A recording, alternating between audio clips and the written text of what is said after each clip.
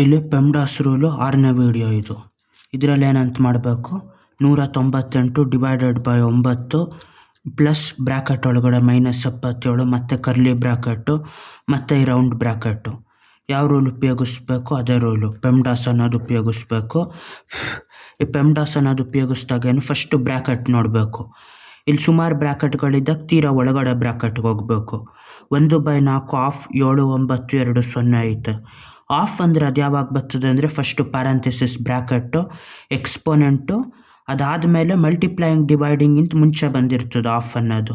Exponent ಆದಮೇಲೆ ಗುಣಿಸೋದು ಭಾಗ ಮಾಡೋದಕ್ಕಿಂತ ಮುಂಚೆ ಈ ಆಫ್ ಅನ್ನೋದು ಮಾಡ್ಕೊಬಿಡ್ಬೇಕು.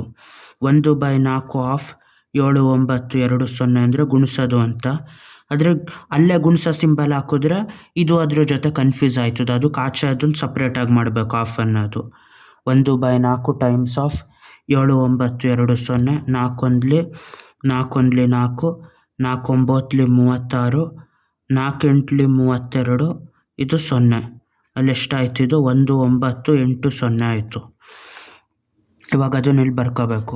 ಯಾವ ಥರ, ಇಲ್ಲಿ equal to 198 divided by 9 plus ಇಲ್ಲಿ ಬ್ರ್ಯಾಕೆಟಲ್ಲಿ -77 ಪ್ಲಸ್ಸು ಇಲ್ಲಿ ಎಷ್ಟಾಯ್ತು ಇದು, ಇದನ್ನು ಸಪ್ರೇಟು, ಇದು -1980 ಪ್ಲಸ್ಸು ಇದು ಇಷ್ಟೂ ಮಾಡಿದಾಗ ಏನಾಯಿತು 1980, ಇಲ್ಲಿ ಕರ್ಲಿ ಬ್ರ್ಯಾಕೆಟ್ ಮುಗೀತು, ಈ ಬಾಕ್ಸ್ ಬ್ರ್ಯಾಕೆಟು ಮುಗೀತು.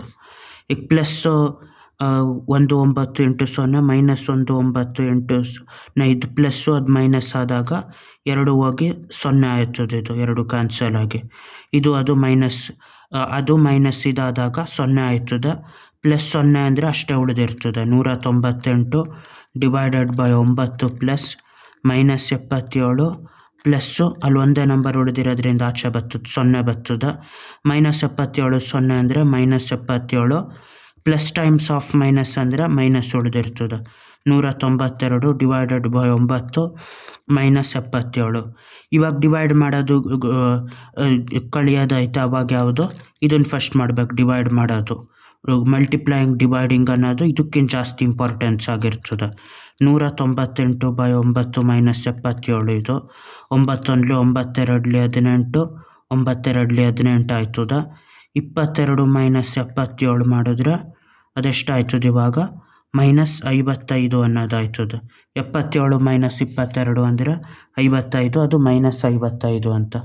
ಅದು ಇದ್ರ ಪೂರ್ತಿ ಪೆಮ್ಡಾಸ್ ರೂಲಲ್ಲಿ ಆಗೋದು. ಬಾಯ್.